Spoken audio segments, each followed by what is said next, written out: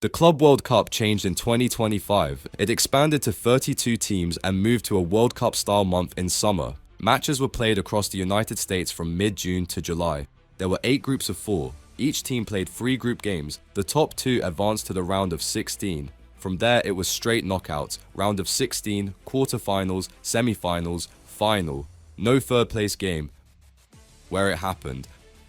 The tournament used 12 stadiums in 11 US cities. The opening match was at Miami's Hard Rock Stadium. The final was at MetLife Stadium in New Jersey. Crowds were big, travel was heavy, and the weather was hot. All those things mattered. Why it mattered? The event is now quadrennial, not annual. Clubs fought for prestige and serious prize money. The winner took home a massive payout, and even early exits earned sizable sums. Because it sits close to pre-season for Europe and mid-season for MLS, squad depth, rotation, and recovery were key themes. The rules that shaped it. Ties in the groups were broken by head-to-head first, not goal difference. That one detail decided who moved on more than once. Discipline points and, if needed, a draw of lots sat at the end of the list, but most ties were settled earlier. The group stage, quickly. Group A featured Inter Miami, Palmeiras, Porto, and Al Ahly. The opener finished 0-0 between Miami and Al Ahly, and a wild 2-2 draw with Palmeiras later sent both big names through. Palmeiras topped the group on tiebreakers. Miami finished second. Group B had PSG, Botafogo, Atletico Madrid, and Seattle Sounders. Paris Saint-Germain looked sharp and advanced first. Botafogo edged through behind them. Group C gave us Benfica, Bayern Munich, Boca Juniors, and Auckland City. Benfica beat Bayern and won the group. Bayern still qualified in second. Group D was Chelsea, Flamengo, LAFC, and Esperance.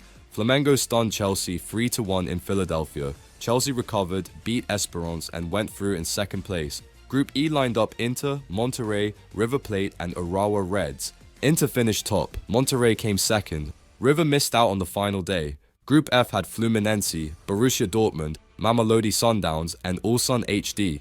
Fluminense won the group. Dortmund followed them. Group G saw Manchester City, Juventus, Vidad, and Al Ain. City topped the group with big early wins. Juventus was second. Group H featured Real Madrid, Al Hilal, Salzburg, and Pachuca. Madrid were first. Al Hilal took second after tight games, so the bracket filled with heavyweights and a few surprise seeds. Then the real drama began. The first big shock. Al Hilal knocked out Manchester City in Orlando. It finished 4-3 after extra time. City led, fell behind, and chased the game. Al Hilal held their nerve and scored the winner late. It was the upset that cracked the tournament open. It showed 2 truths. 1, any elite team can get caught when the schedule is packed, and 2, this format punishes mistakes fast. The wild quarterfinal.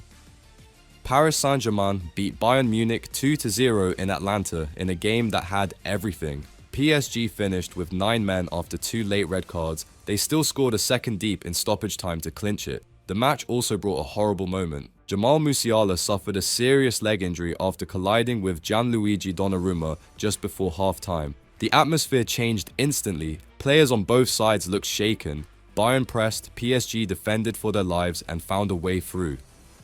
The statement semi-final.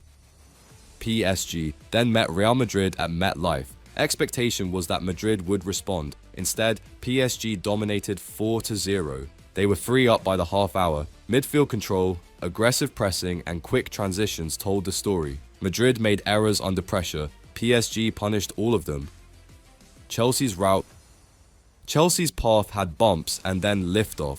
A group stage loss to Flamengo raised doubts. But the knockouts were different. They beat Benfica in a high-energy round of 16. They handled Palmeiras in the quarters. They controlled Fluminense in the semi-final. A clear plan, fresh legs, and a forward line that pressed together made them look more compact each round.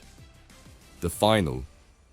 Chelsea faced PSG in New Jersey. Paris Saint-Germain arrived as European champions with momentum. Chelsea arrived with balance, discipline, and confidence. The first half decided it. Cole Palmer scored twice with composed low finishes. Just before the break, he set up João Pedro for the third. Paris Saint-Germain had the ball, but not the final pass. Chelsea's press forced mistakes. Their backline stayed narrow and brave.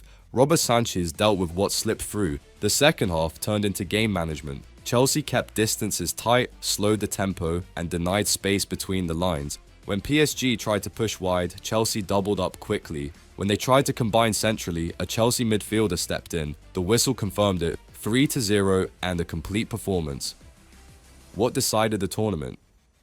Heat and travel. Games in summer conditions changed pacing and substitutions. Teams that rotated early in matches and trusted their benches looked stronger late. Head-to-head tiebreakers. Winning the right game mattered more than piling up big scores elsewhere. Benfica over Bayern is the best example of how one result can flip a group. Set pieces and pressure.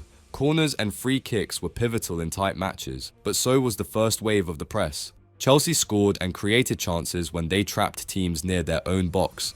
PSG's smash of Madrid came from forcing errors high and transitioning cleanly. Depth up front. Clubs with multiple goal threats had answers when stars were marked out. Chelsea used Palmer's gravity to free runners. Paris Saint-Germain shared goals across their front line until the final. Teams that relied on one scorer struggled when he tired or was doubled. Goalkeeping. Tournament football rewards keepers who handle crosses in traffic and play quickly with their feet. Saves change games. Distribution starts counters. Several ties turned on one stop at one moment. The legacy of 2025.